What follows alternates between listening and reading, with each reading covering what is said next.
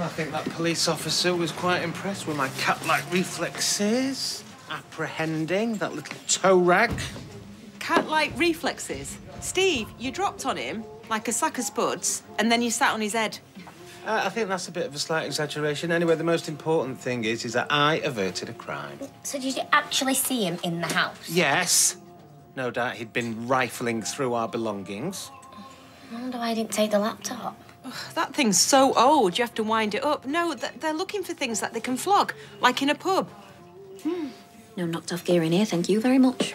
Well, at least it didn't do any damage. You hear about robbers writing on the walls with all sorts, don't you? There's no such thing as a victimless crime. That lad is a wrong 'un, I'm telling you now. Yeah, I know, but maybe he didn't really want to be a criminal and maybe he just kind of fell into it and when he really wants to turn the clock back. My bleeding heart. What's your reading?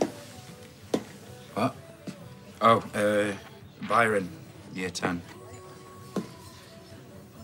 She walks in beauty. How romantic. Suppose. Not a fan of the mushy stuff, then? It's just... You've been staring at the same page for the past 5 minutes, so you're either very slow... I saw Max Turner in Victoria Gardens before. He was crying. About what? I don't know. I think I'm the last person in the world that he's going to want to offload on, aren't I? Anyway, chances are it's my fault that he's upset, struggling. Probably. Well, it's just no one wants to be thought of as a liar. Especially when they're actually telling the truth. Great. If I didn't feel bad when I first came in. I'm sorry. No, you're right. You're right. I know.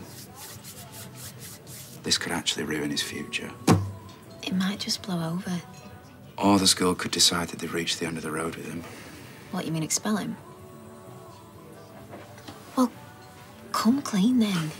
What is the worst that could happen? You mean other than having to avoid David Platt for the rest of my life?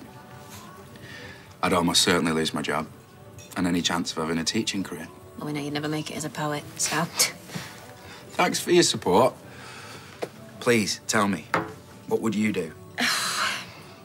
When I was in the Girl Guides... You were in the Girl Guides? I lasted 3 weeks. That's not the point.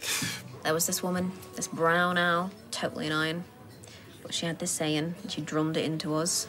It was something like, when there are decisions to be made, the best thing you can do is the right thing. Next best thing is the wrong thing. And the worst thing that you can do is nothing. Theodore Roosevelt. The American president. Seriously?